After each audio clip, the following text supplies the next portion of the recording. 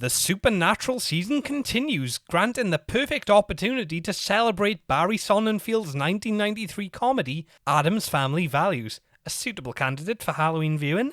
The narrative explores the arrival of a new family member, a mysterious babysitter, and Pugsley and Wednesday's disastrous summer camp experiences. These potentially disjointed ideas are in fact brilliantly intercomplementary, thanks to measured focus and considered screenwriting. The new family member requires a babysitter whose manipulations result in the summer camp plot, and all are executed with optimum degrees of excitement. Through these ideas, several quintessential Addams Family characteristics are freely explored. Whimsical darkness, the notion that more seemingly conventional people are equally capable of villainy, and, most importantly, a charmingly depraved familial affection. All ideas are communicated effectively through the performances. The late Raul Julia's theatric affability is perfectly suited to Gomez. Anjelica Huston impressively introduces a degree of warmth to a deadpan Morticia. Christopher Lloyd displays a vulnerable shyness as the eccentric Fester. Carol Strukian's perfectly suited to Lurch, while an enjoyably apathetic Christina Ricci is complemented by Jimmy Workman's Pugsley. Meanwhile, Joan Cusack enthusiastically embraces her role, and of course Christopher Hart in the role of Thing displays excellent range and impeccable line delivery. The aesthetic is an important factor of this film's appeal, with immaculate costuming, makeup and gothic set design creating a necessary contrast with the Addams' more pedestrian surroundings.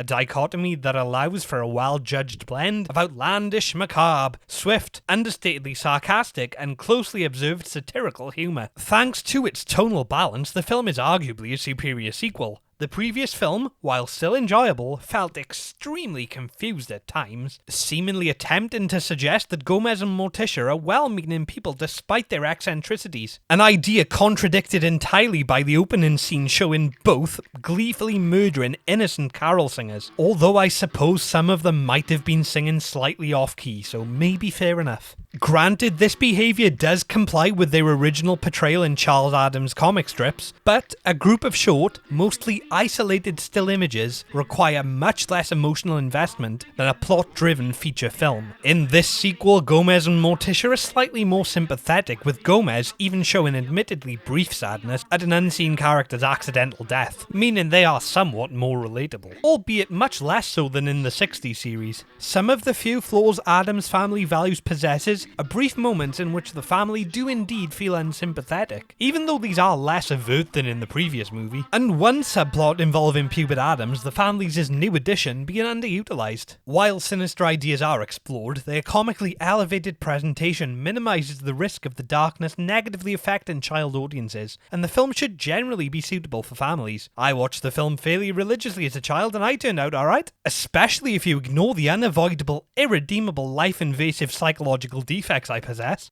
I watched this film first when I was roughly 8, and at the time it would have been in my top 10 films list. That being said, I'd only seen this one film. Whichever 9 films I watched next would have completed the list. Tellingly though, I still disliked the direct-to-video film Addams Family Reunion at that time. That one's only ever been made available on VHS, and there really is a reason for that. While Addams Family Values is no longer in my top 10 films, it's an extremely strong film. Thanks to its cast, humour, design, inventive, exciting plotting, and gleefully absurd atmosphere, Addams Family Values is creepy, kooky, mysterious, spooky, altogether ooky. The Addams Family do click click. Film was recently added to Netflix UK and may well be available in other territories. It's highly recommended for the Halloween season as well as in general. Thanks for watching, and if I don't see you next time, I hope it's not the result of a secretly evil babysitter encouraging your parents to send you to summer camp.